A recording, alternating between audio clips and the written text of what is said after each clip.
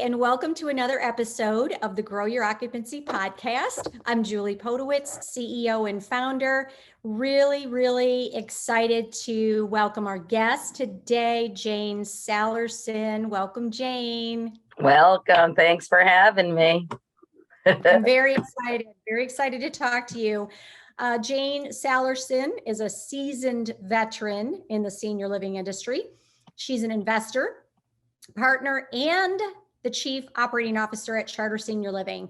For the past 25 years, she has served in various senior management roles for both large and small organizations, exposing her to over 750 communities throughout the United States.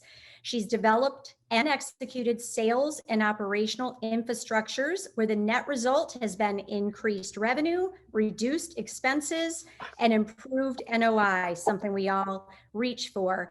Her unique blend of both sales and operations experience allows for a balanced approach of driving NOI while keeping customer and employee satisfaction at the core of her operating strategies.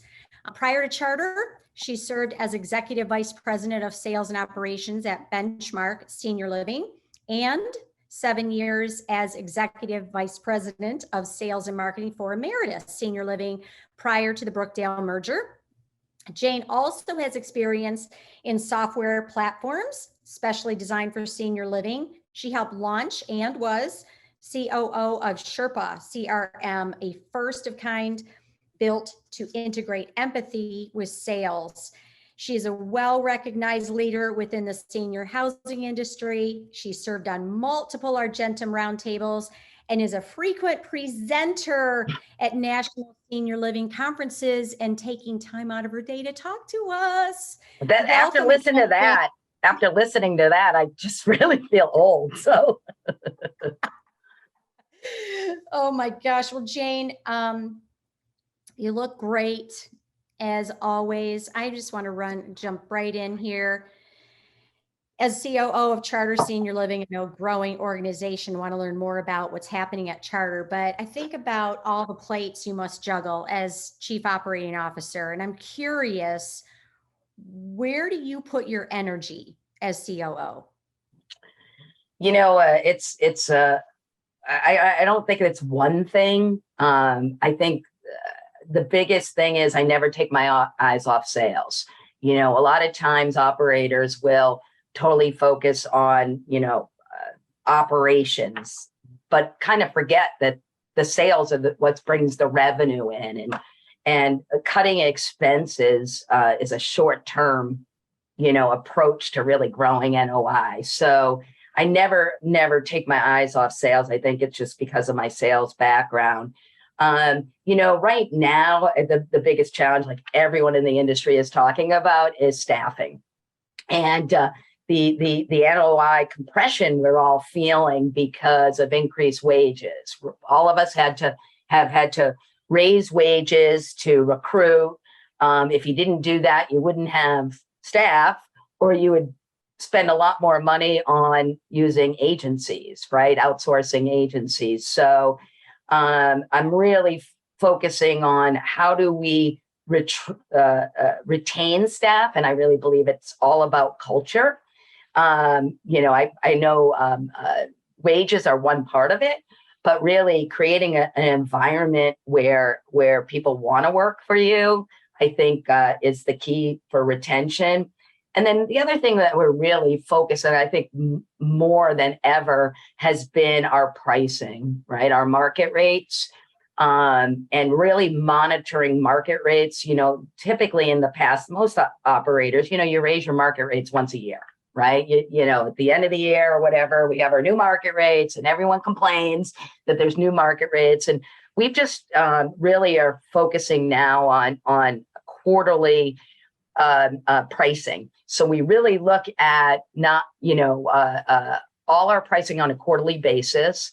We know which units are open. If our 2 bedrooms are all full in a community, we're raising the market rates on there. And we may have to adjust a rate, that's not selling. So we're really trying to be as fluid as we can. Not that, our sales staff love it, but, it's all how you approach it and, really educate the salespeople. The other thing is, it's not just about market rates, it's also about level of care. And, I think families are much better when it comes to, or I should say, open to an increase when it relates to the care, right? Versus giving them another annual increase in the middle of the year. And, unfortunately during COVID, we all had to raise rates during the middle of the year off their calendar, increases.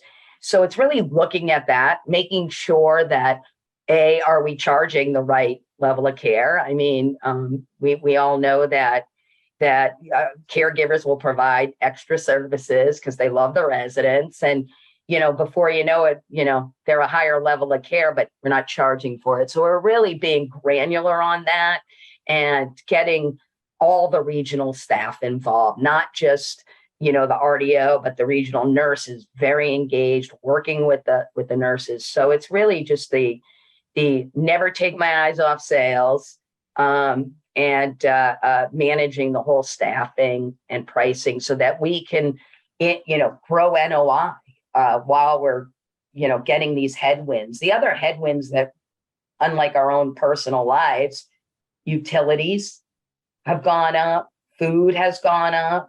So all these expenses have gone up, that, especially utilities, we can't control that. Right. So It's very hard to control if electricity has gone up.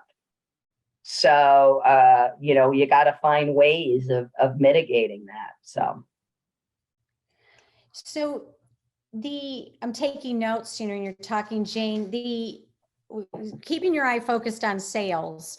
It sounds to me like a big piece of this is rate. And, we've been in this business a long time, and you and I have heard many things, 100% occupancy, which is great. And it seems like that's the goal, right? And certainly that's great, but at what cost, right? So looking at, what rate, is it better to be 92, 93, 94 at market rate and really driving rate, or 100% giving deals?